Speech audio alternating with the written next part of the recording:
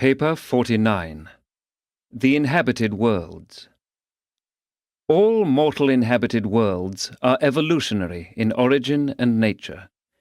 These spheres are the spawning ground, the evolutionary cradle of the mortal races of time and space. Each unit of the ascendant life is a veritable training school for the stage of existence just ahead, and this is true of every stage of man's progressive paradise ascent.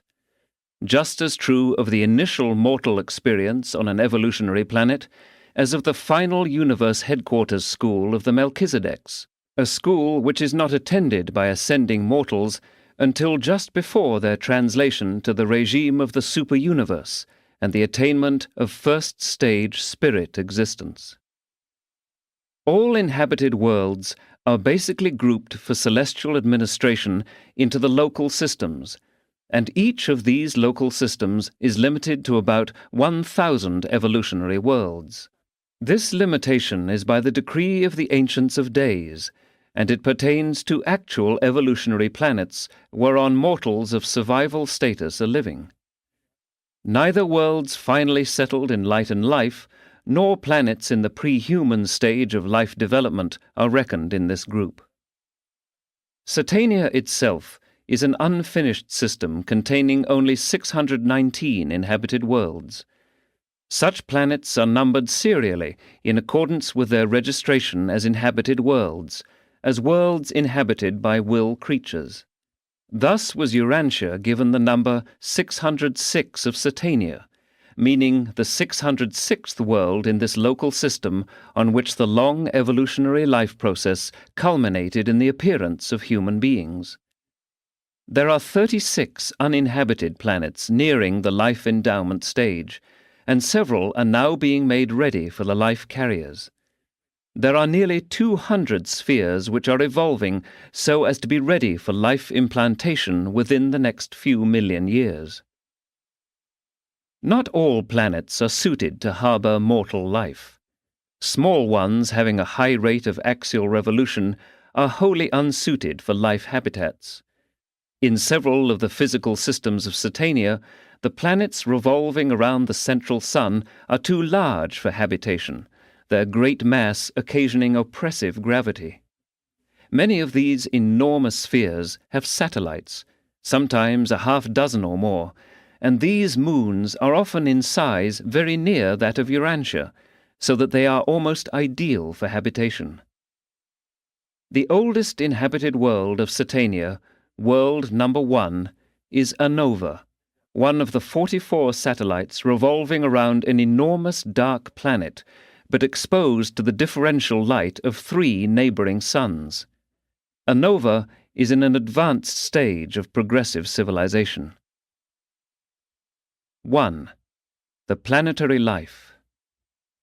The universes of time and space are gradual in development. The progression of life, terrestrial or celestial, is neither arbitrary nor magical. Cosmic evolution may not always be understandable, predictable, but it is strictly non-accidental. The biologic unit of material life is the protoplasmic cell, the communal association of chemical, electrical, and other basic energies.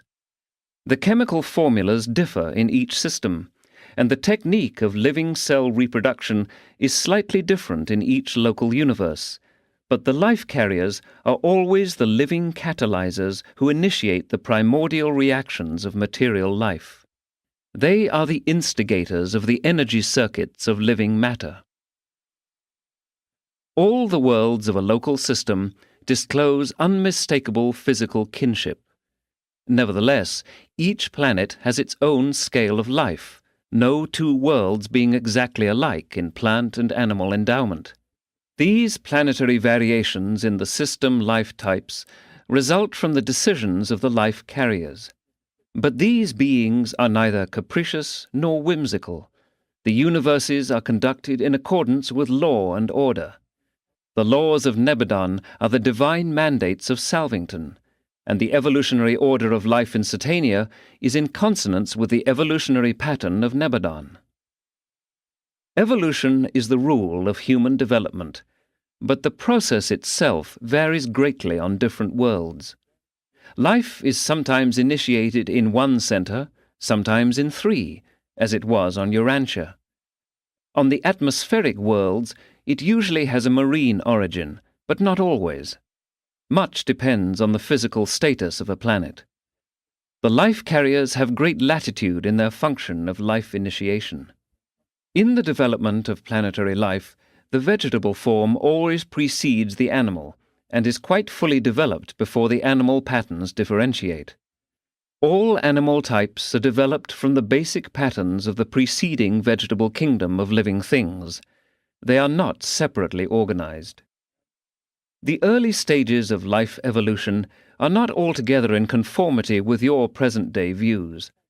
Mortal man is not an evolutionary accident.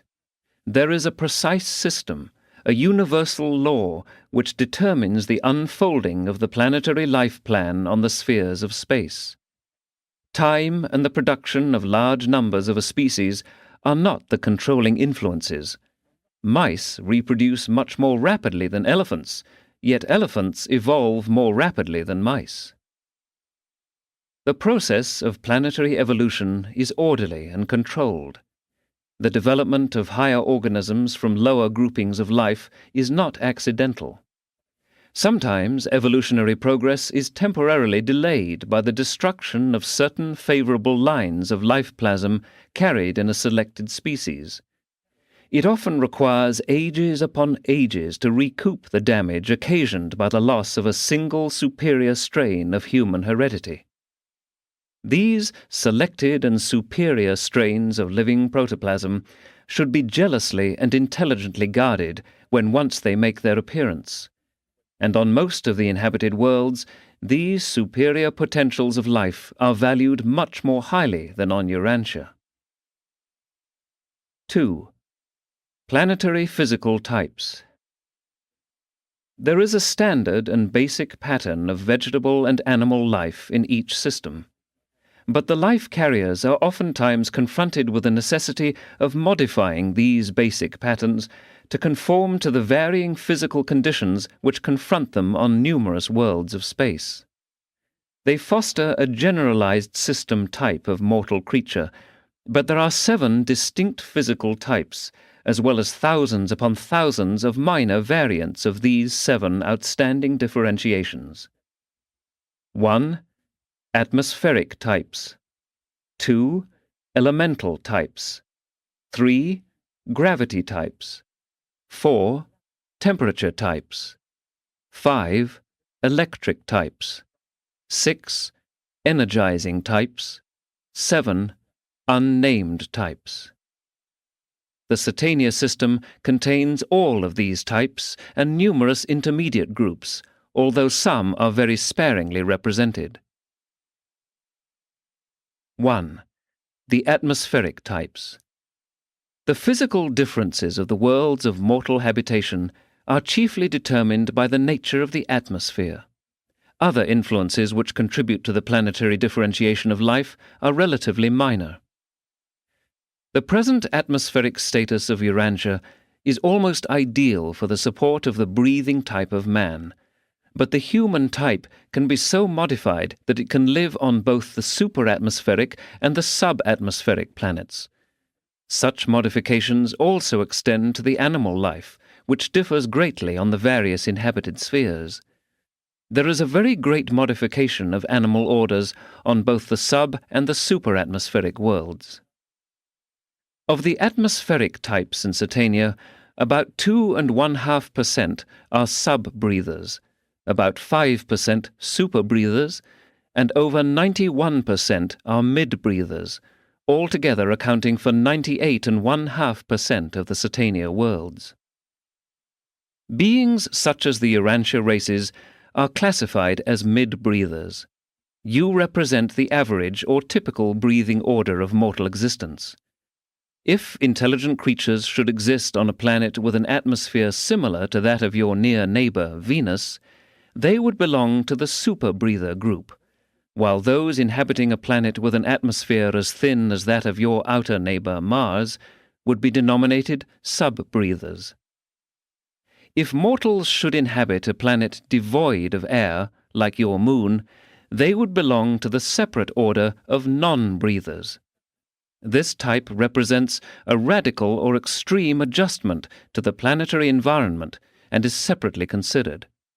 Non-breathers account for the remaining 1.5% of Satania worlds. 2. The elemental types. These differentiations have to do with the relation of mortals to water, air, and land, and there are 4 distinct species of intelligent life as they are related to these habitats. The Urantia races are of the land order. It is quite impossible for you to envisage the environment which prevails during the early ages of some worlds.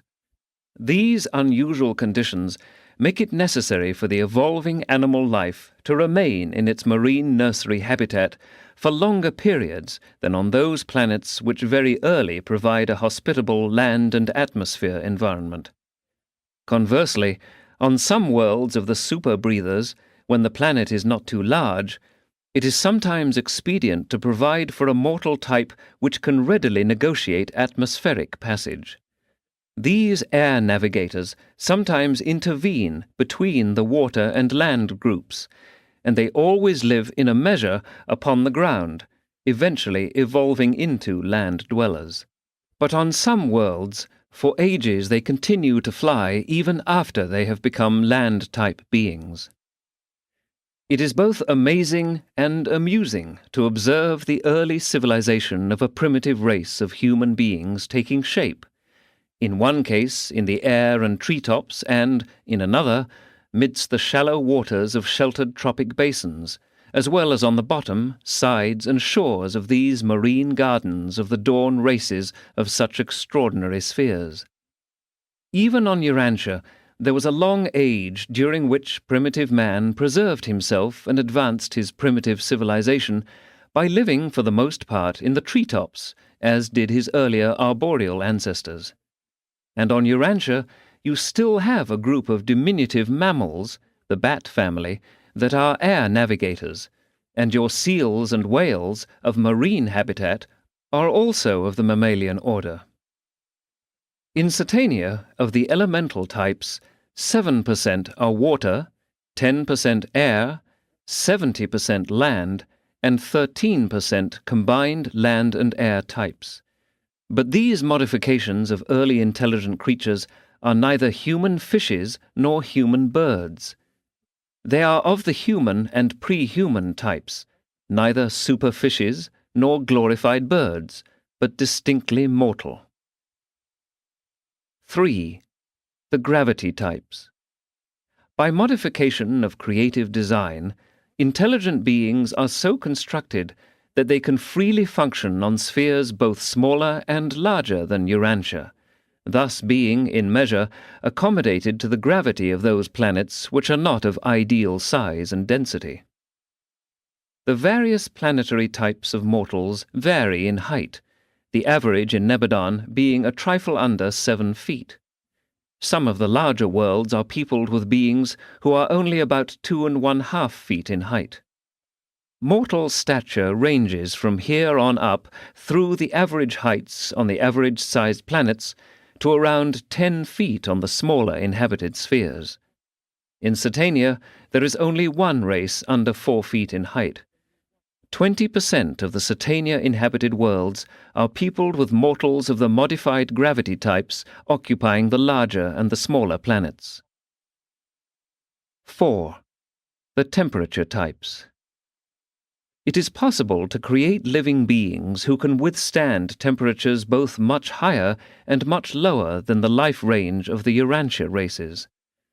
There are 5 distinct orders of beings as they are classified with reference to heat-regulating mechanisms. In this scale, the Urantia races are number 3. 30% of Satania worlds are peopled with races of modified temperature types. 12% belong to the higher temperature ranges, 18% to the lower, as compared with Urantians who function in the mid-temperature group. 5. The electric types. The electric, magnetic, and electronic behavior of the worlds varies greatly. There are 10 designs of mortal life variously fashioned to withstand the differential energy of the spheres.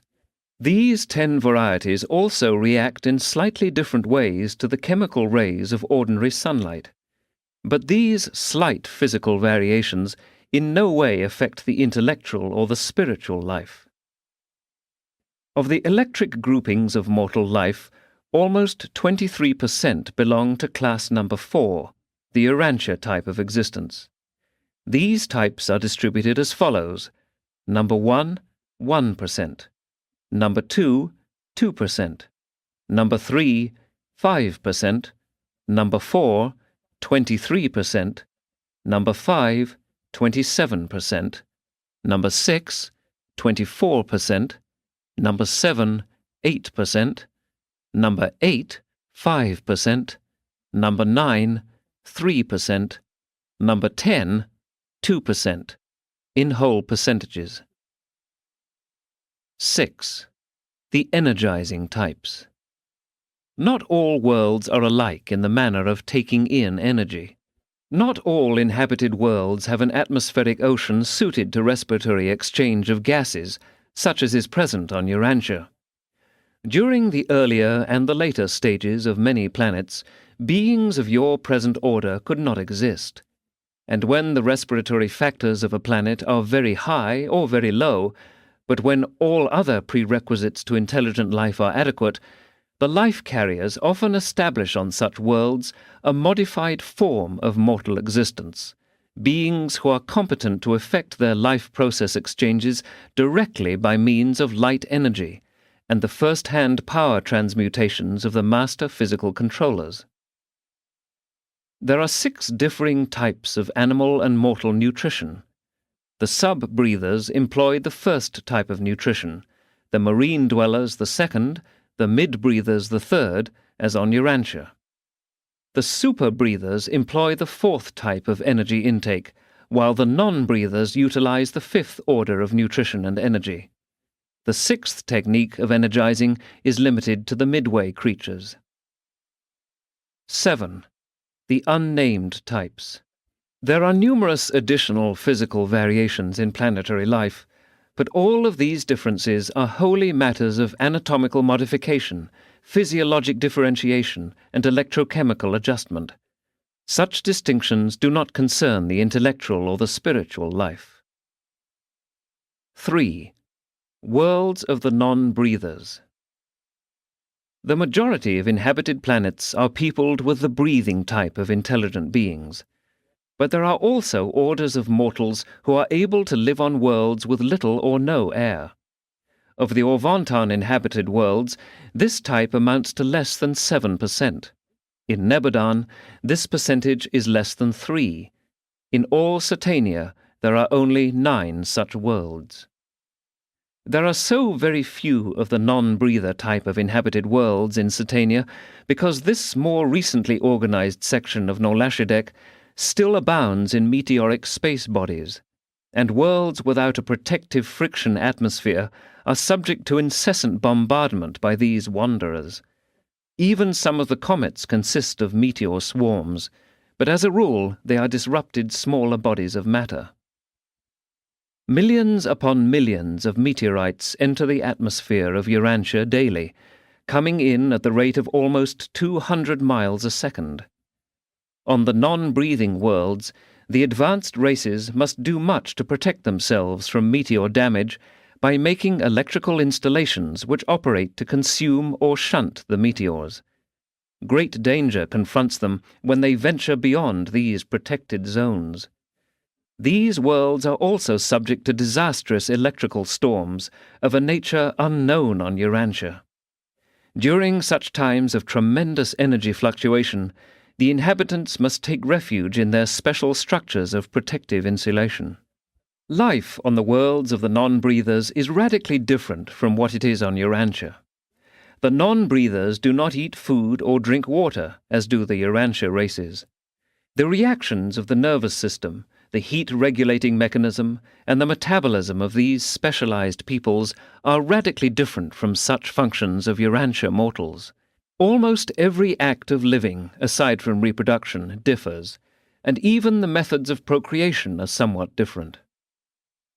On the non-breathing worlds, the animal species are radically unlike those found on the atmospheric planets. The non-breathing plan of life varies from the technique of existence on an atmospheric world. Even in survival, their peoples differ, being candidates for spirit fusion. Nevertheless, these beings enjoy life and carry forward the activities of the realm with the same relative trials and joys that are experienced by the mortals living on atmospheric worlds. In mind and character, the non-breathers do not differ from other mortal types. You would be more than interested in the planetary conduct of this type of mortal, because such a race of beings inhabits a sphere in close proximity to Urantia. 4.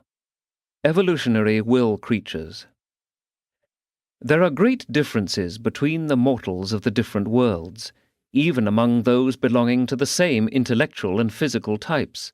But all mortals of will dignity are erect animals, bipeds. There are 6 basic evolutionary races, 3 primary, red, yellow, and blue, and 3 secondary, orange, green, and indigo.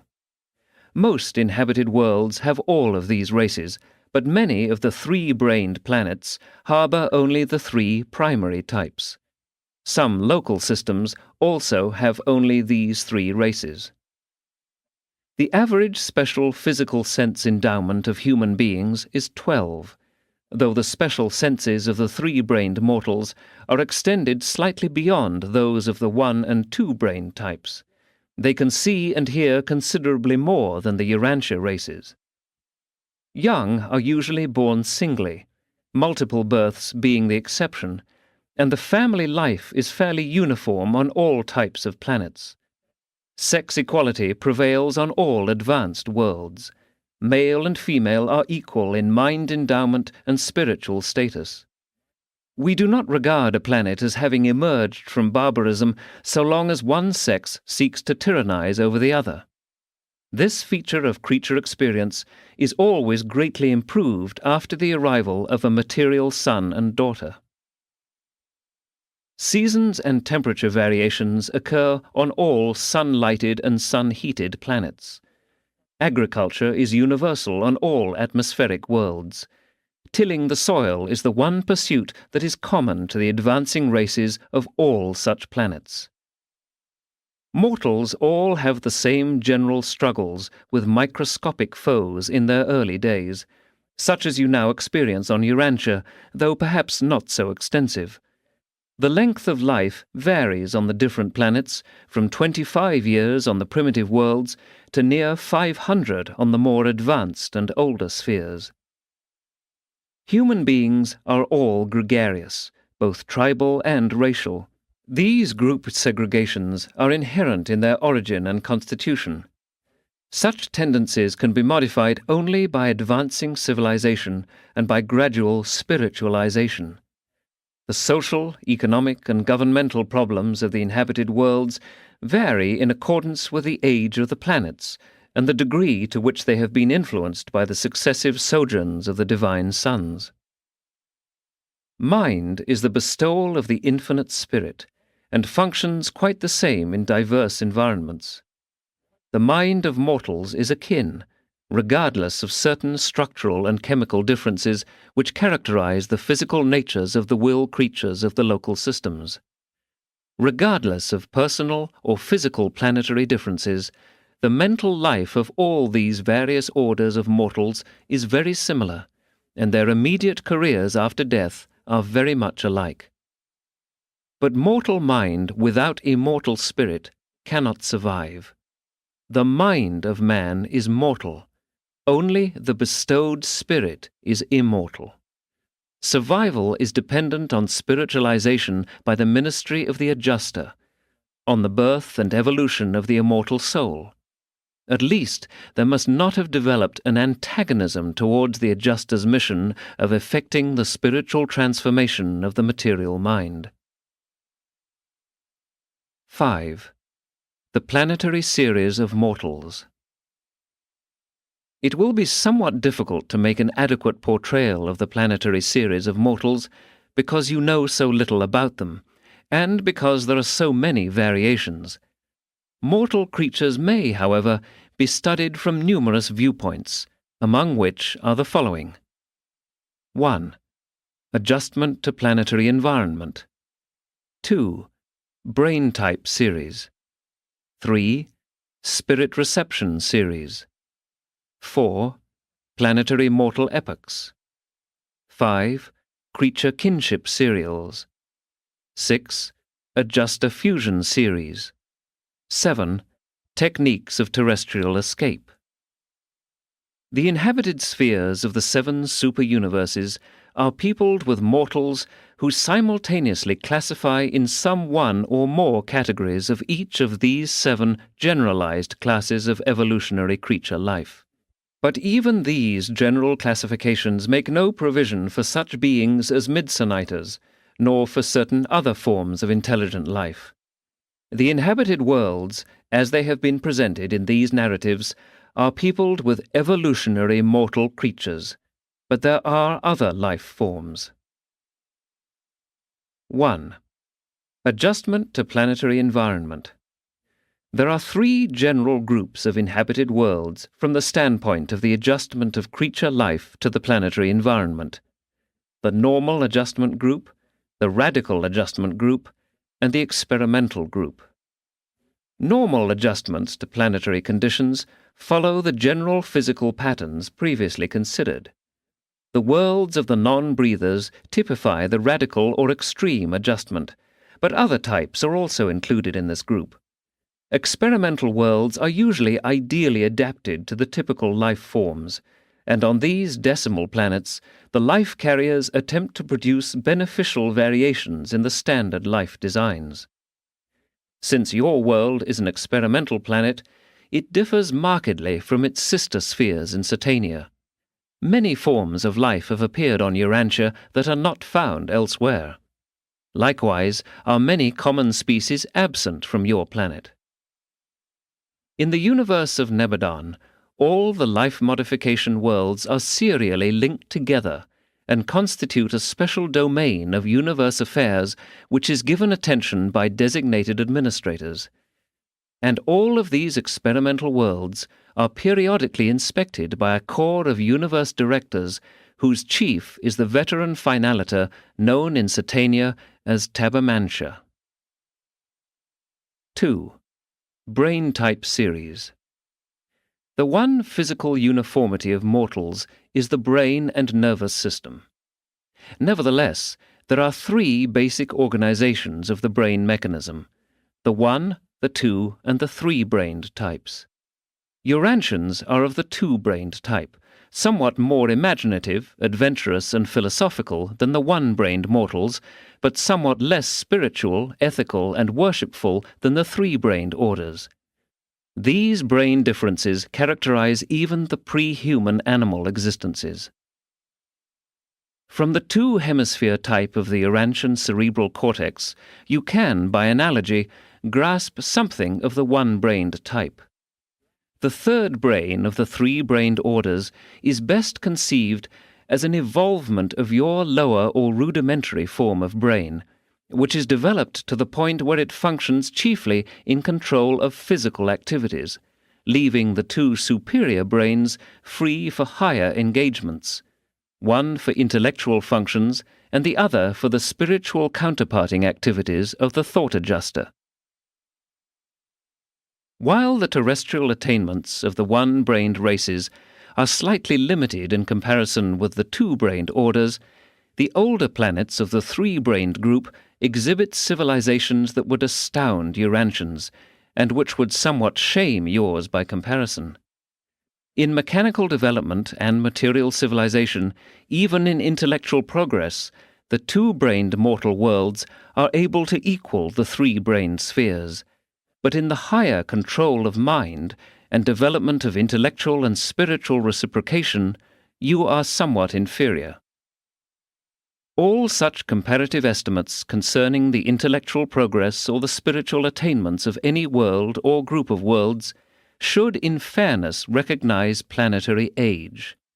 Much, very much, depends on age, the help of the biologic uplifters, and the subsequent missions of the various orders of the divine sons.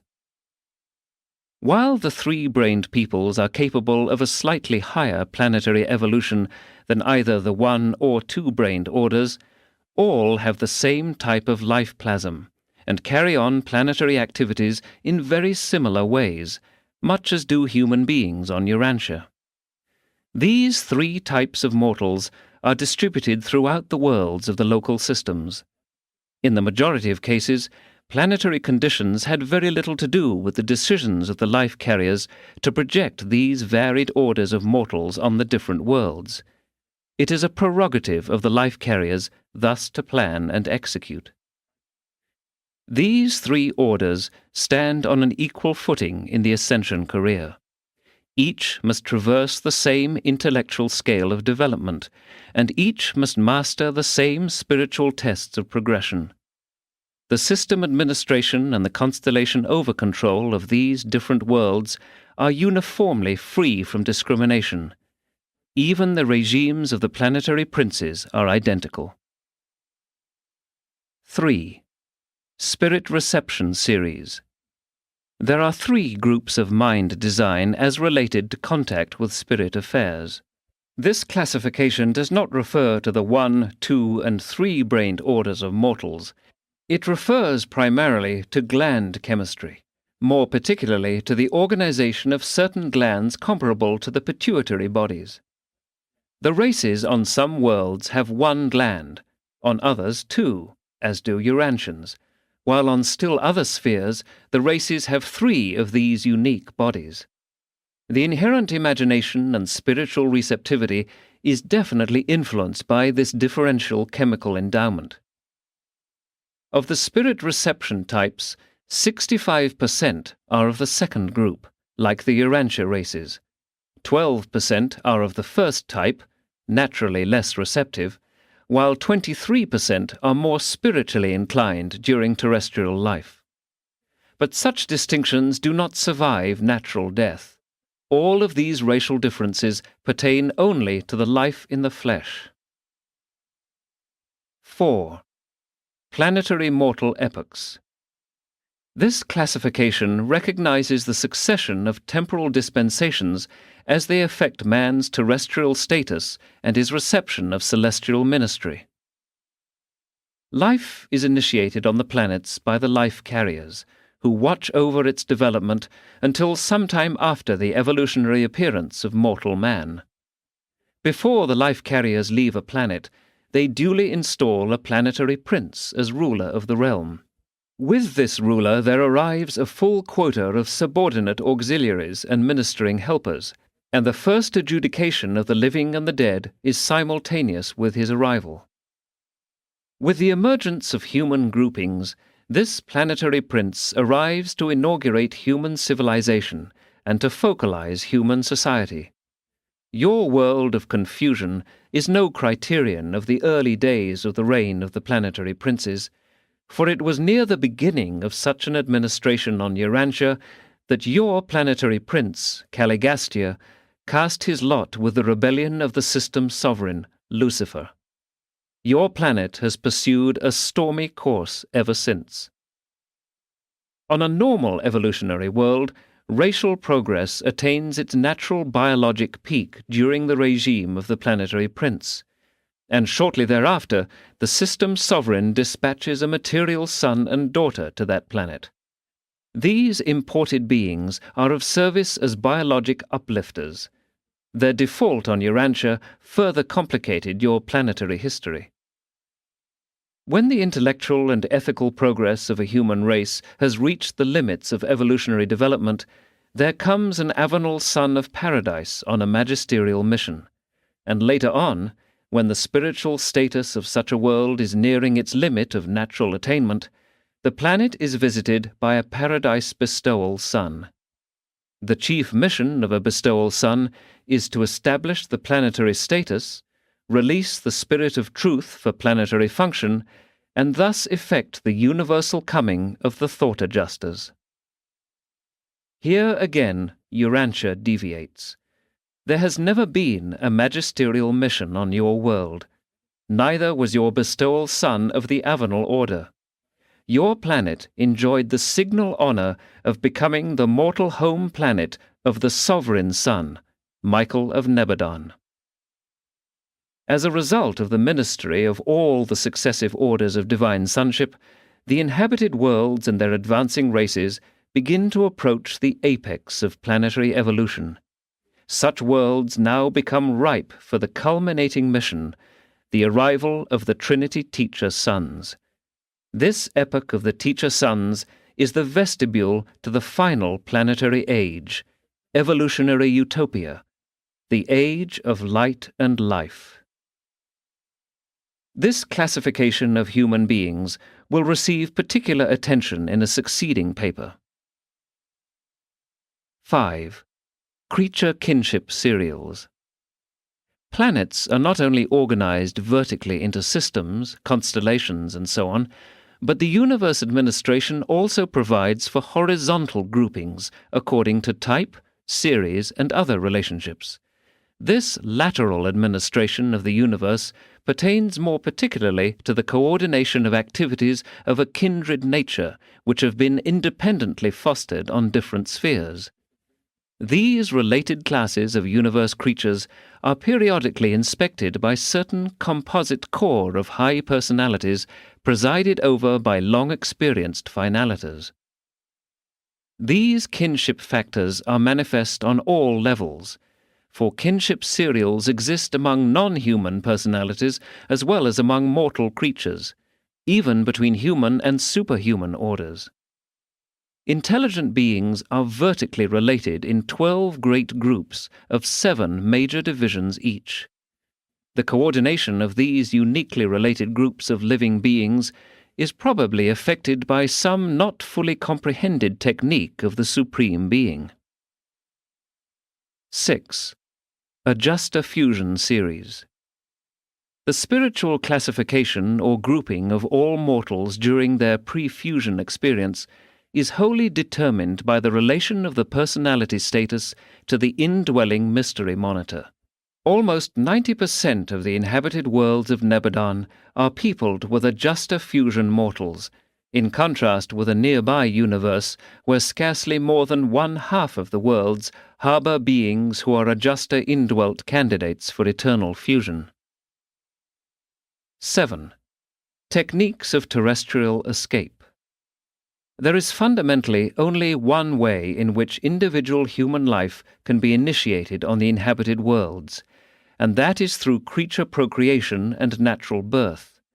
But there are numerous techniques whereby man escapes his terrestrial status and gains access to the inward moving stream of paradise ascenders.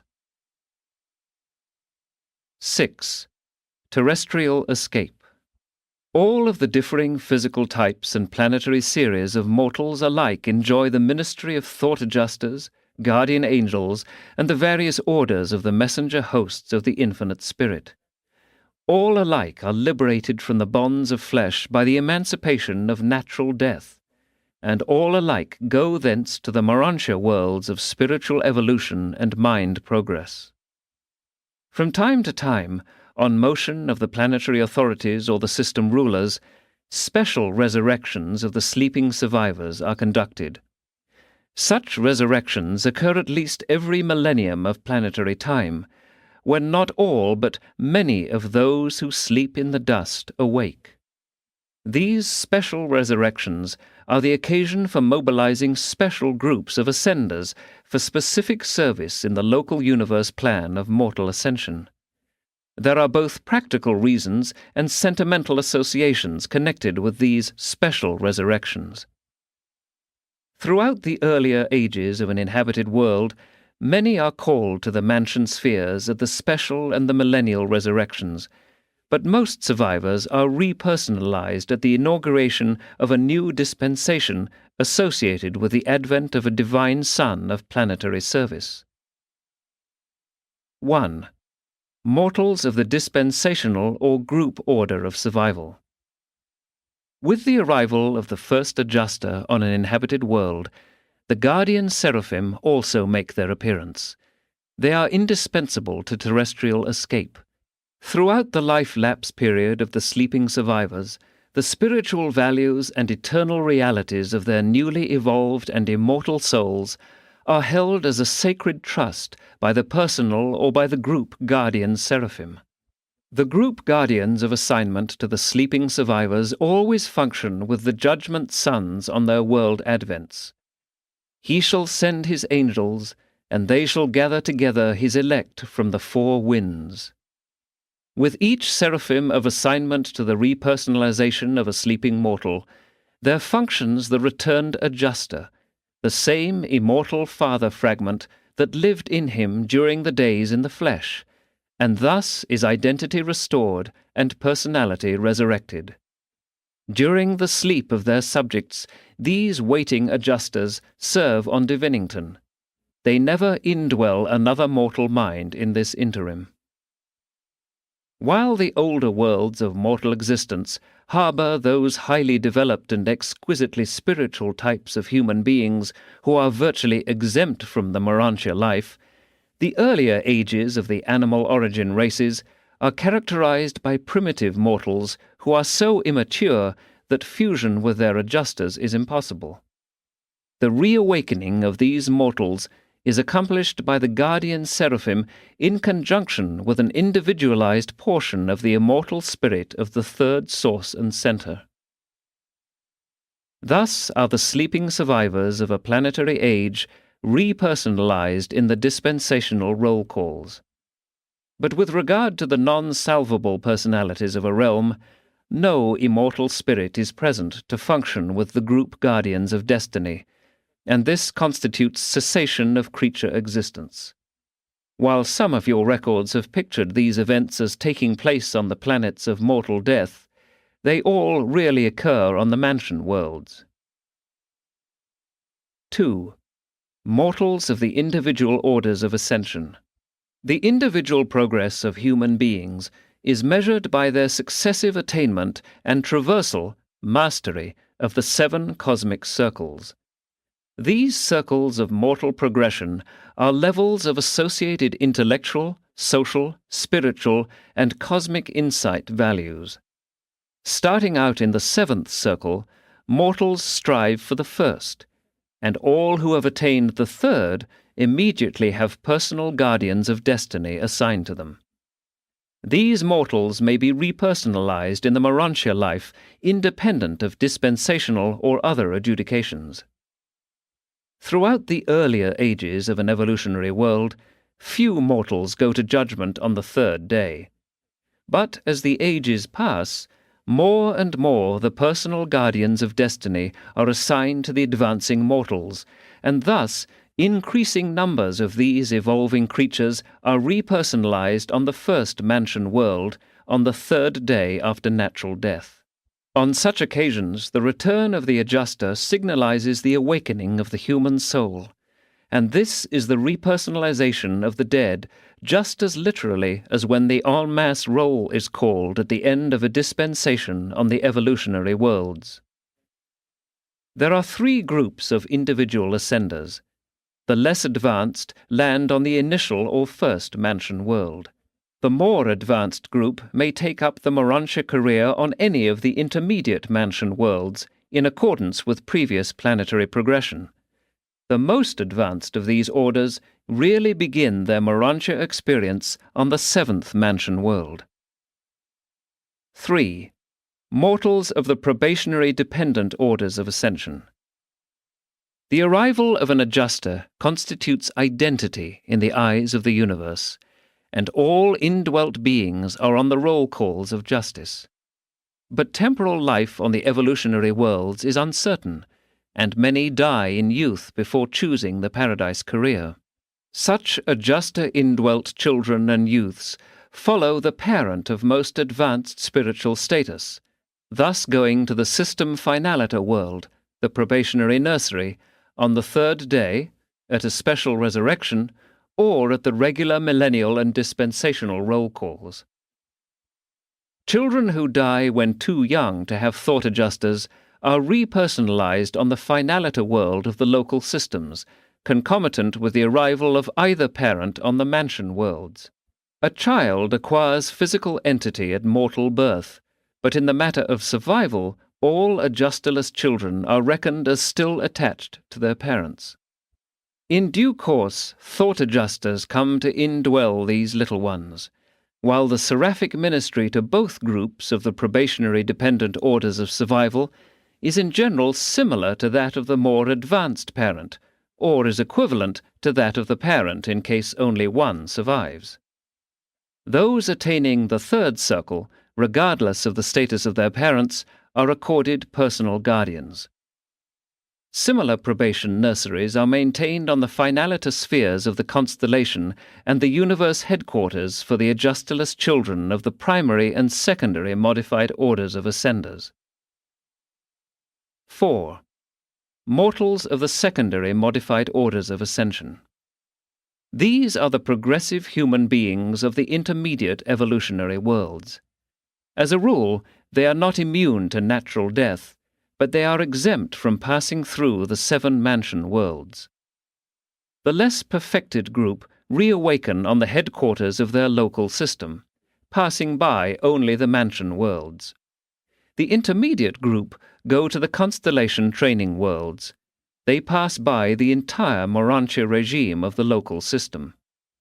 Still farther on in the planetary ages of spiritual striving, many survivors awaken on the constellation headquarters, and there begin the paradise ascent.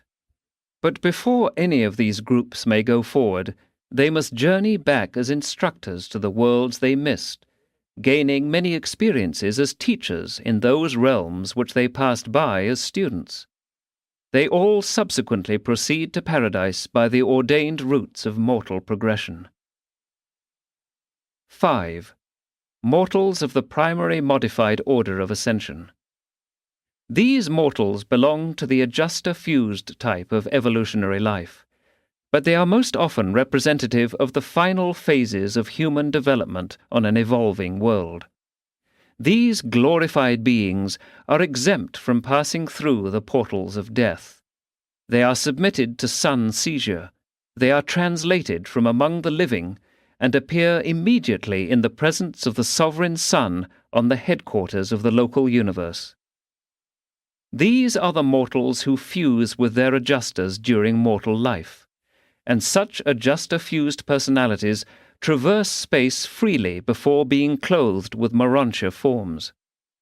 These fused souls go by direct adjuster transit to the resurrection halls of the higher Urantia spheres, where they receive their initial Urantia investiture, just as do all other mortals arriving from the evolutionary worlds. This primary modified order of mortal ascension may apply to individuals in any of the planetary series, from the lowest to the highest stages of the adjuster fusion worlds, but it more frequently functions on the older of these spheres, after they have received the benefits of numerous sojourns of the divine suns. With the establishment of the planetary era of light and life, many go to the universe Urantia worlds by the primary modified order of translation. Further along in the advanced stages of settled existence, when the majority of the mortals leaving a realm are embraced in this class, the planet is regarded as belonging to this series. Natural death becomes decreasingly frequent on these spheres long settled in light and life. Presented by a Melchizedek of the Jerusalem School of Planetary Administration.